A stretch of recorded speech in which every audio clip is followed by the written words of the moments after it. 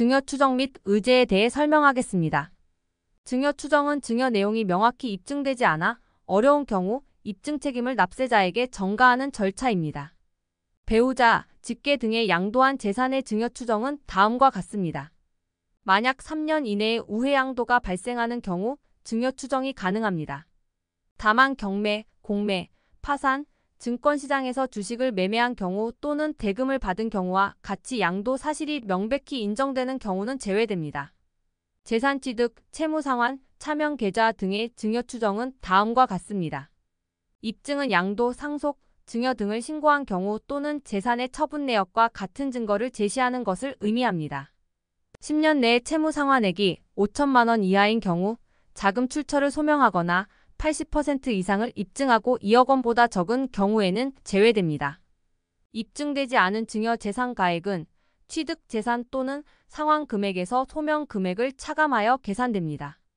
단 20% 또는 2억 원 공제는 상속에만 해당하며 증여에는 해당하지 않습니다.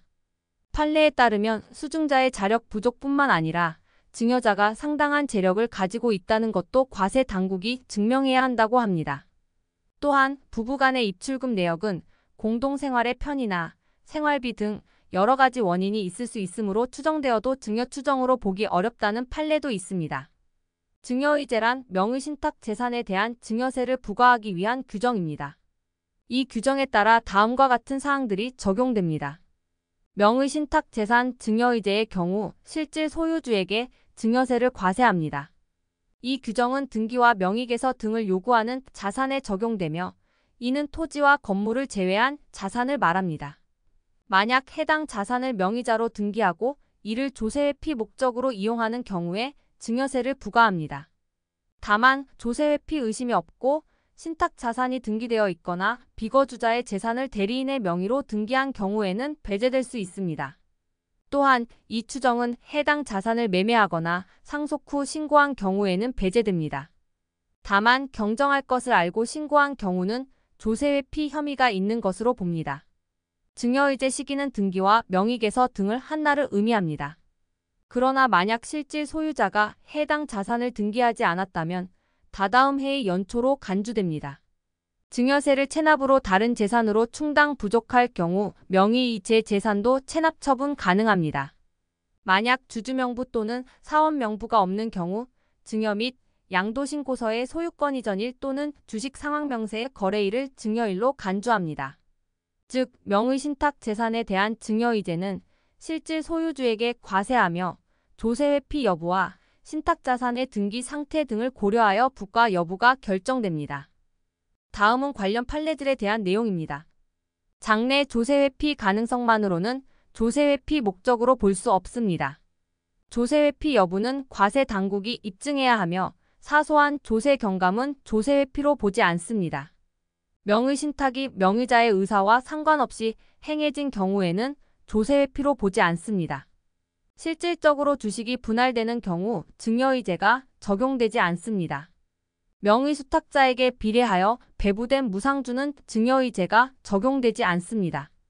조세회피 목적의 명의신탁 증여의제 재산이 다시 매도로 환원되는 것은 증여받은 재산의 반환이 아니므로 명의신탁 증여세를 취소할 수 없습니다.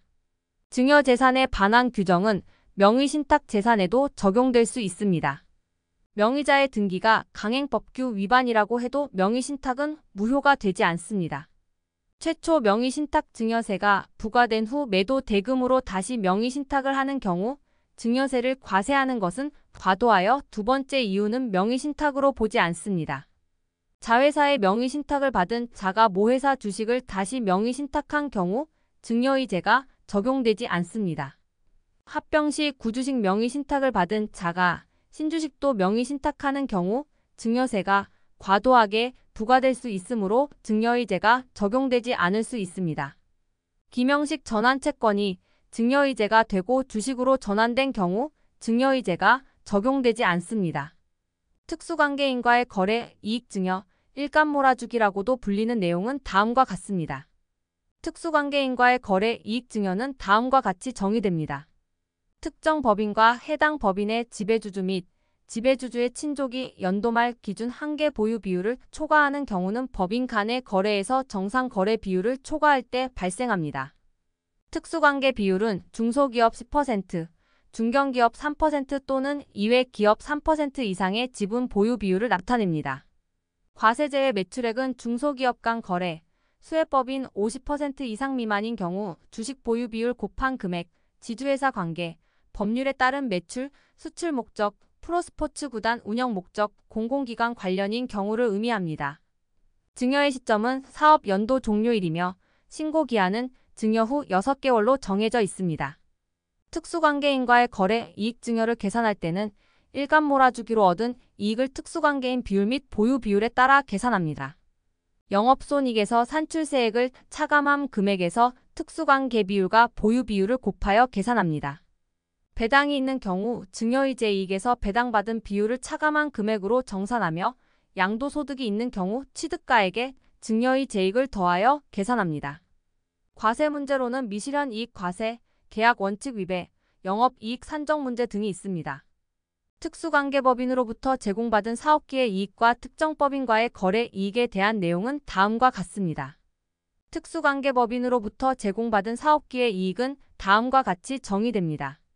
특정 법인이 지배주주 등에게 사업기회를 제공하고 이로 인해 이익이 발생할 때 개시연도부터 정산연도까지의 이익을 증여로 인정합니다.